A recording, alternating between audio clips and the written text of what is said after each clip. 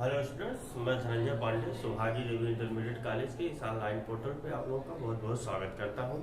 आज हम लोग पढ़ेंगे कक्षा 7 का विज्ञान विषय पढ़ेंगे। कक्षा 7 का विज्ञान विषय का ये 5वां पाठ है। 5वां पाठ का भाग 3 हम लोग देख रहे हैं। 5वां पाठ क्या है? 5वां पाठ है अम्ल, क्षारक और लवण, अंग्रेजी में एसिड, बेस एंड साल्ट। तो अम्ल, क्षारक और लवण इस पाठ के क्रम में पहले वीडियो में हम लोगों ने देख लिया था अम्ल क्या है और क्षार क्या है। इसके विषय में हम लोगों ने विधिवत चर्चा कर ली है, ठीक है।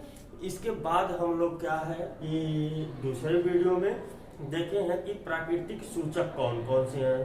पहले हम लोगों ने देखा था सूचक कहते किसे हैं, फिर प्राकृतिक सूचक के बारे में हमने बात किया था।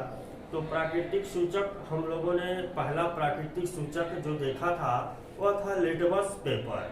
अब उस लिटमस पेपर पे कह लीजिए चाहे लिटमस पेपर की सहायता से अम्ल और क्षारकों की सूचना कैसे प्राप्त करते हैं, यह हम पिछले ही वीडियो में देख चुके हैं। आज हम देखेंगे इसी प्राकृतिक सूचक के क्रम में दूसरा वाला प्राकृतिक सूचक, ठीक है। तो हमारा टॉपिक क्या है? हमारा टॉपिक है प्राकृतिक सूचक। तो इस प्राकृतिक सूचक में हम पहला पढ़ चुके हैं लिटमस पेपर, तो आज हम दूसरा वाला टॉपिक पढ़ेंगे। दूसरा क्या है हमारा? हल्दी। दूसरा क्या है? हल्दी। प्राकृतिक सूचक हल्दी। हल्दी भी प्राकृतिक सूचक के रूप में इस्तेमाल किया जाता है, ठीक है। यह भी हल्दी चूंकि प्रकृति से ही हमको प्राप्त होती है, हम तो इसको आर्टिफिशियली लैब में बनाते नहीं, इसलिए हल्दी क्या है? प्राकृतिक सूचक है। अब यह हल्दी किस प्रकार से यह सूचना देता है कि दिया गया पदार्थ अम्ल है या क्षार है, इसको हम लोग देखते हैं, ठीक है। तो आप जान लीजिए कि हल्दी जो है अम्ल के साथ क्रिया करके क्या होता है? रंगहीन हो जाता है या हल्का पीला हो जाता है। तो हल्दी अम्ल से क्रिया करके, यहाँ पर लिख दे रहे हैं हम, हल्दी अम्ल के साथ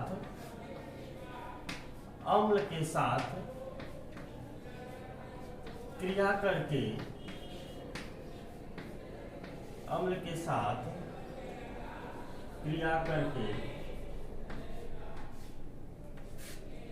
हल्का पीला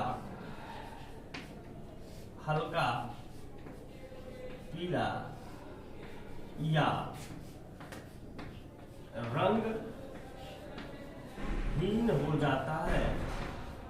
रंगहीन हो जाता है, ठीक है। क्षार के साथ नोट करते चलिएगा हमारे साथ क्षार के साथ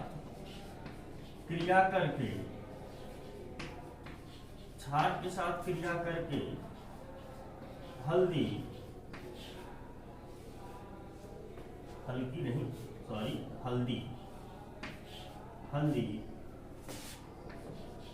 लाल भूरा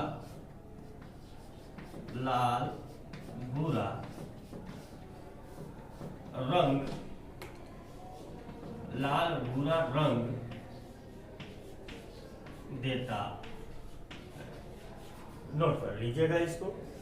तो हल्दी जो है यह भी एक प्राकृतिक सूचक है जो अम्ल के साथ क्रिया करके पीला या रंगहीन, हल्का पीला हो जाता है या रंगहीन हो जाता है, और क्षार के साथ क्रिया करके यह लाल भूरा रंग देता है, ठीक है। नोट कर लीजिएगा।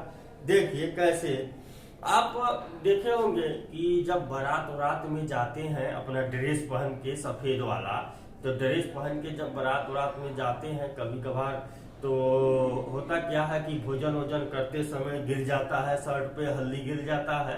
तो हल्दी क्या गिर जाता है? नहीं, भोजन जो सब्जी गिर जाता है, तो सब्जी में चूंकि हल्दी जो होता है, हल्दी वही क्या होता है कि हमारे शर्ट को गंदा कर देता है। तो शर्ट पे कैसा हो जाता है? पीलापन आ जाता है, पीला धब्बा रहता है, ठीक है।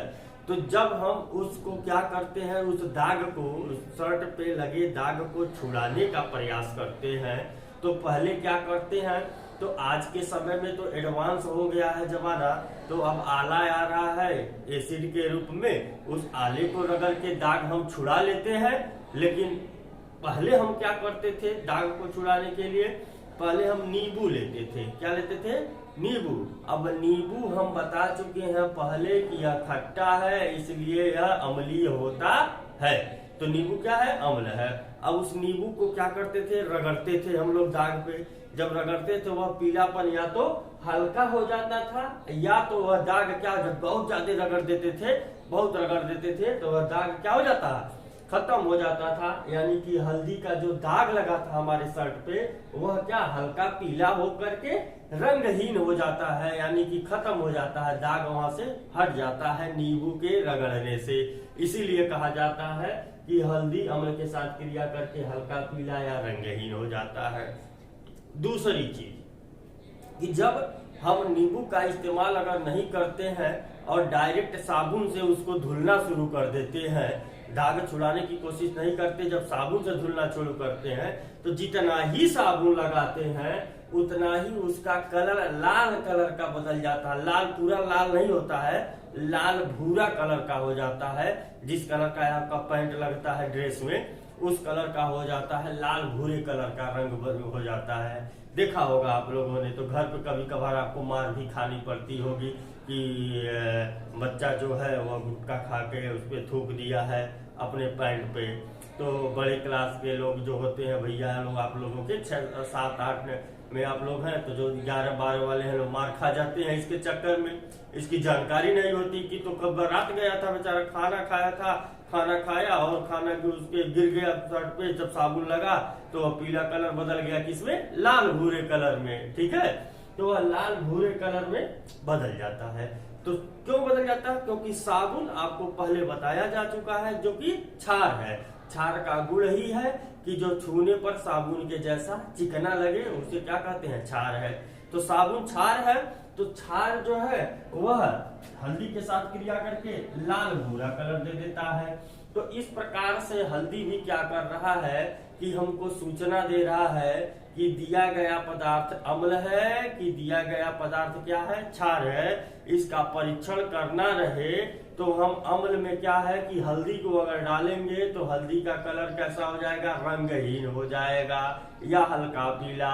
अगर क्षार में डालेंगे इसको तो कैसा हो जाएगा? लाल भूरे कलर का बदल जाएगा। ठीक है, तो इसलिए इससे पहचान सकते हैं कि दिया गया पदार्थ अम्ल है कि दिया गया पदार्थ क्षार है। ठीक है, अब तीसरा हम लोग देखते हैं, नोट कर लीजिएगा, मिटाते हैं इसको।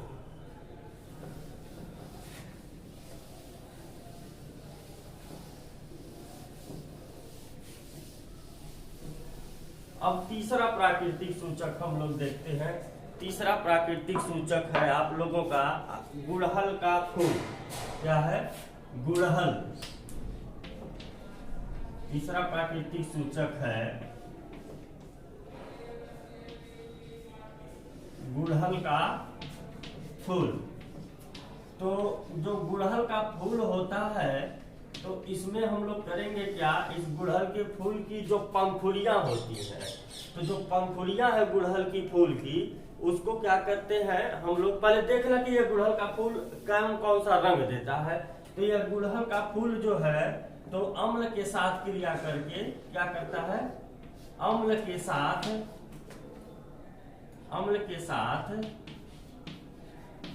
क्रिया करके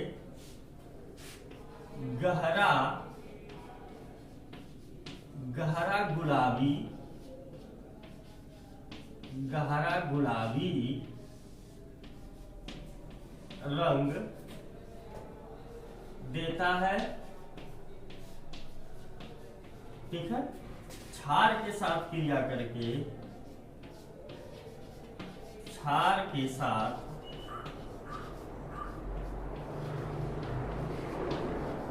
क्रिया करके हरा रंग देता है। हरा रंग देता है। ठीक, देखिएगा, तो ये जो गुड़हल का फूल है यह अम्ल के साथ जब क्रिया करेगा तो गहरा गुलाबी रंग देगा, और क्षार के साथ जब क्रिया करेगा तो यह हरा रंग देगा। नोट कर लीजिएगा। देखिए कैसे होता है। जो गुड़हल की पंखुड़ियां है ना, तो उस पंखुड़ियों को क्या करेंगे हम लोग, पंखुड़ियों को छुड़ा लेंगे। यानी कि अगर मान लीजिए कि ये आपका गुड़हल का फूल है, इस तरीके से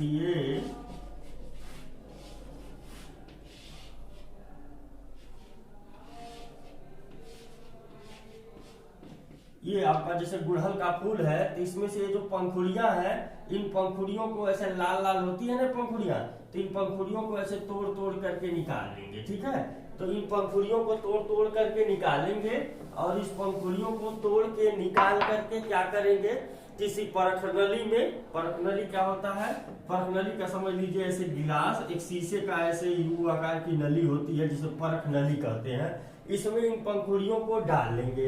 अब पंखुड़ियों को डाल करके इसमें क्या करेंगे, गर्म पानी डालेंगे।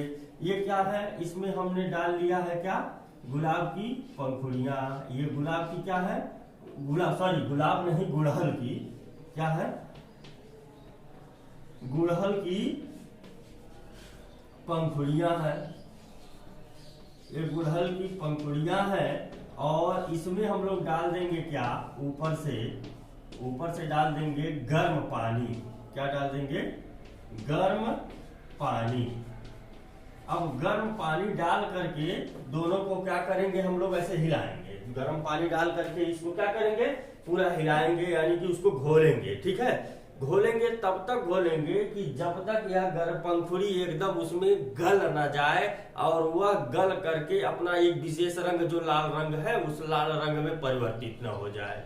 ठीक, तो जब वह जो विलयन बनेगा ना, तो पंखुड़ी का डायरेक्ट यूज नहीं करते हम लोग, जो विलयन बनेगा पंखुड़ी को गर्म पानी में घोलने पर जो विलयन बनेगा उसका यूज करेंगे हम लोग सूचक के रूप में। ठीक है, तो उसको क्या करेंगे, अगर अम्ल में डालेंगे, अगर उसको अम्ल में डाले तो इसका कलर जो है, यह कलर बदल जाएगा एकदम गुलाबी, जिसे मजेंटा कलर जैसे कहते हैं, मजेंटा कलर गहरा गुलाबी कलर का हो जाएगा। अम्ल के साथ, वही लिखे हैं, अम्ल के साथ क्रिया करके गहरा गुलाबी रंग देगा। अगर उसमें क्षार डाल दिए, कोई भी क्षार, कौन अम्ल है कौन क्षार है, ये पहले वीडियो में आपको लिखाया भी गया है, बताया भी गया है। ठीक है, अगर उसमें हम लोग क्षार डाल देंगे तो क्षार के साथ क्रिया करके वो हरा कलर दे देगा, एकदम ग्रीन हो जाएगा। ठीक है, तो गुलाब की पंखुड़ियों को पहले गर्म पानी में डालकर पूरा घोल करके विलयन बना लेंगे। अब उस विलयन को अम्ल में डालेंगे तो वह विलयन गहरा गुलाबी हो जाएगा, अगर क्षार में डालेंगे तो वह विलयन हरा हो जाएगा। ठीक है, तो इस प्रकार से यह गुड़हल का फूल भी यह सूचना देता है कि दिया गया पदार्थ अम्ल है, कि दिया गया पदार्थ क्षार है, और यह प्रकृति से प्राप्त होता है, इसलिए यह प्राकृतिक सूचक है। ठीक है, इतनी बात क्लियर हो गई। अब चलिए, अब हम लोग क्या है कि लैब में, ये तो आपका प्राकृतिक सूचक है जिससे हम अम्ल और क्षार की बात करेंगे। प्रयोगशाला आपके विद्यालय में है ही, उस प्रयोगशाला में बहुत सारे अम्ल रखे गए हैं। आपका क्या है, HCl है, हाइड्रोक्लोरिक अम्ल है, H2SO4 है। ठीक है, तो उसमें HNO3 है, और उसके बाद क्षार में NaOH है, KOH है, COH होल ट्वाइस है। तो ये बहुत सारे क्षार रखे गए हैं, बहुत सारे अम्ल रखे गए हैं। विद्यालय तो अभी चल नहीं रहा है, आप लोगों के लिए ऑनलाइन ही पढ़ रहे हैं। विद्यालय आइएगा, जब विद्यालय चलेगा तो आपको लैब में दिखा दिया जाएगा कि कौन अम्ल है और कौन क्षार है। ठीक है, और उन सब का एक एक आपका जो सूचक है, उन सूचकों से प्रयोग करके भी दिखा दिया जाएगा कि सूचक कैसे रंग बदलते हैं अम्ल के साथ क्रिया करके और क्षार के साथ क्रिया करके। ठीक है, चलिए, इसके बाद है आपका एक और सूचक आता है, और सूचक है, तो प्राकृतिक सूचक की बात किए हम लोग, अब कृत्रिम सूचक की बात कर रहे हैं। क्योंकि हम लोग जब सूचक पढ़ रहे थे तो उसी समय हम आप लोगों को बताए थे कि सूचक जो है दो प्रकार के होते हैं। एक प्राकृतिक सूचक जो प्रकृति से डायरेक्टली हमें प्राप्त होता है, और उसका उपयोग करके यह हम पता करते हैं कि दिया गया चीज हमको अम्ल है या क्षार है। एक दूसरा सूचक होता है जिसको हम लोग लैब में बनाते हैं और लैब में बने हुए उस केमिकल के द्वारा यह पता करते हैं कि दिया गया पदार्थ अम्ल है या दिया गया पदार्थ क्षार है। तो देखते हैं हम लोग कृत्रिम सूचक के बारे में भी। ठीक है, मिटाते हैं, इसको नोट कर लीजिएगा पहले, फिर मिटाते हैं।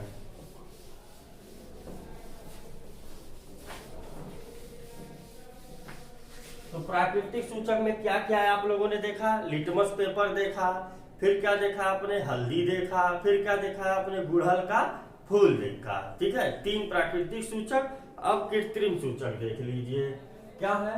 नेक्स्ट पॉइंट आपका, नेक्स्ट हेडिंग है कृत्रिम सूचक। कृत्रिम सूचक या इसी को कहते हैं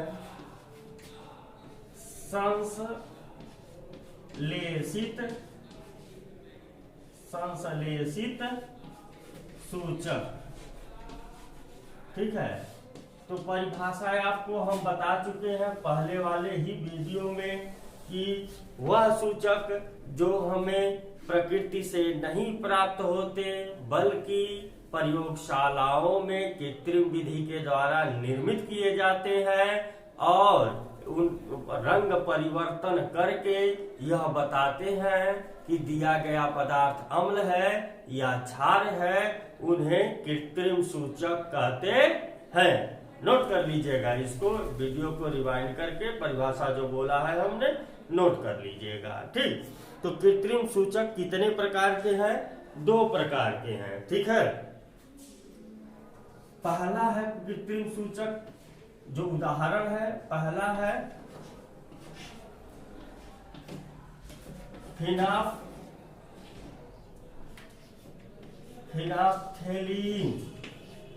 ठीक है, पहला जो प्राकृतिक कृत्रिम सूचक है उसका नाम है फिनाफ्थेलीन। ठीक है, फिनाफ्थेलीन, कहीं पर लिखा रहता है फिनाफ्थैलीन, कहीं पर लिखा रहता है फिनाफ्थेलीन। ठीक है, कहीं पर यह क्या होता है? पूरा होता है, पूरा यह फ जो है पूरा लिखा रहता है। तो यहाँ पर फिनाल्फ लिखा है, आपके एनसीईआरटी में ये लिखा है फिनाल्फथेलीन। ठीक है, तो एक्चुअल में है फिनाफ्थेलीन, लेकिन अगर लिखा है तो नोट कर लीजिएगा फिनाल्फथेलीन। और दूसरा वाला जो हमारा कृत्रिम सूचक है उसका नाम है मेथिल ऑरेंज। उसका नाम क्या है? Methyl orange. तो ये 2 कृत्रिम सूचक है, यह आपके सिलेबस में नहीं दिया है, सिर्फ यही दिया है। ठीक, तो फिनाल्फथेलीन और मेथिल ऑरेंज यह दोनों प्रयोगशालाओं में बनाए जाते हैं और इनका उपयोग करके हम बताते हैं कि दिया गया पदार्थ अम्ल है कि क्षार है, इसलिए यह कृत्रिम सूचक है। कैसे बताते हैं यह? इसमें देखा, इसमें भी देख लिया जाए। तो फिनाल्फथेलीन जो है वह अम्ल के साथ जब क्रिया करेगा, ठीक है, यहाँ पर देख लीजिए, हम देख लेते हैं। तो फिनाल्फथेलीन जब अम्ल के साथ क्रिया करेगा, इसके साथ अम्ल के साथ, पहले नोट कर लीजिएगा 2 प्रकार के फिनाल्फथेलीन और मेथिल ऑरेंज। ठीक, तो अब हम फिनाल्फथेलीन की बात करते हैं। खाली फिनाल्फथेलीन जब अम्ल के साथ क्रिया करेगा, ऐसे प्लस लिख दे रहे हैं हम, अम्ल के साथ क्रिया करेगा तो क्या हो जाएगा? रंगहीन। क्या हो जाता है? रंगहीन हो जाता है। ठीक है, यानी कि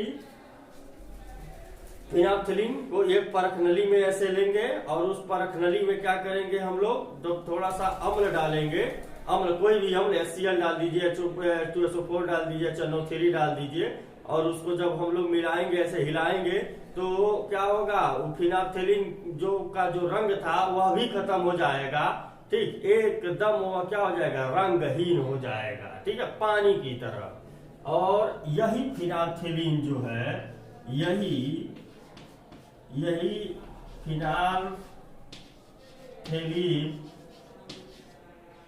फिनाल्फथेलीन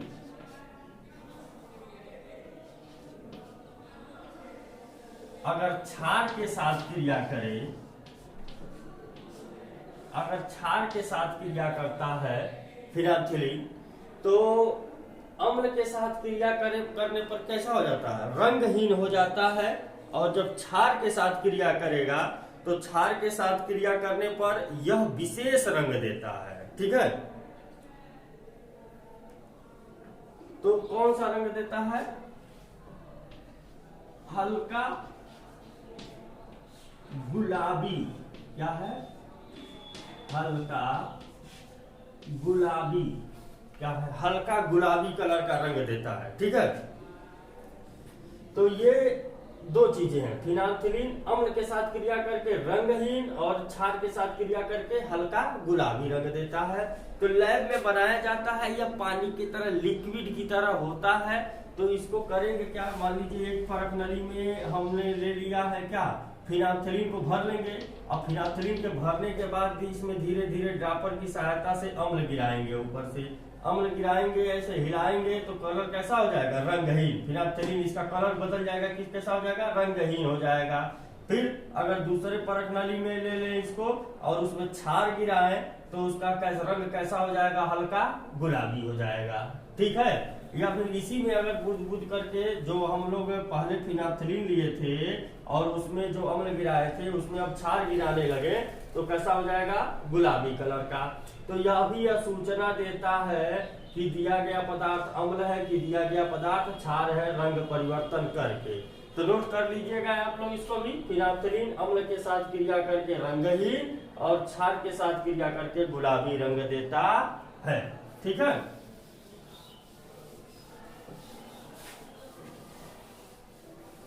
अब दूसरा वाला जो सूचक है आपका मेथिल ऑरेंज। दूसरा वाला कौन है? Methyl orange.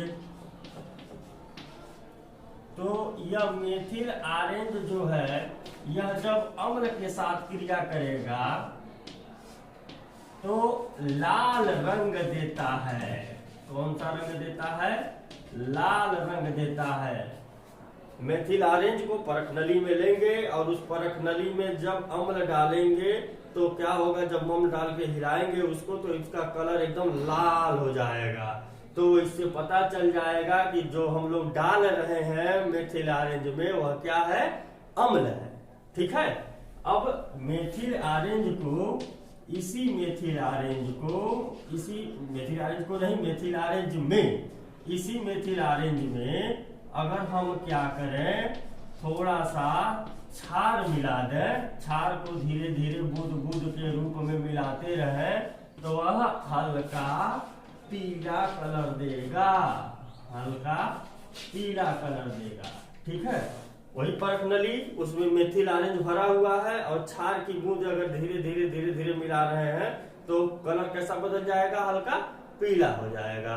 तो इस तरह से मेथिल ऑरेंज भी अपना कलर बदल करके हमें यह बताता है कि जो चीज हम उसमें मिला रहे हैं वह अम्ल है या वह क्षार है।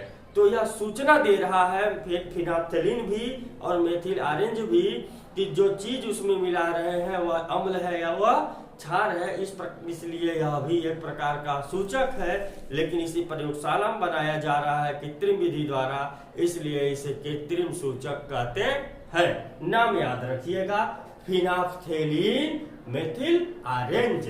फिनाइलथिलीन अम्ल के साथ क्रिया करके रंगहीन, क्षार के साथ क्रिया करके हल्का गुलाबी, मेथिल ऑरेंज अम्ल के साथ क्रिया करके लाल रंग और क्षार के साथ क्रिया करके हल्का पीला रंग देता है।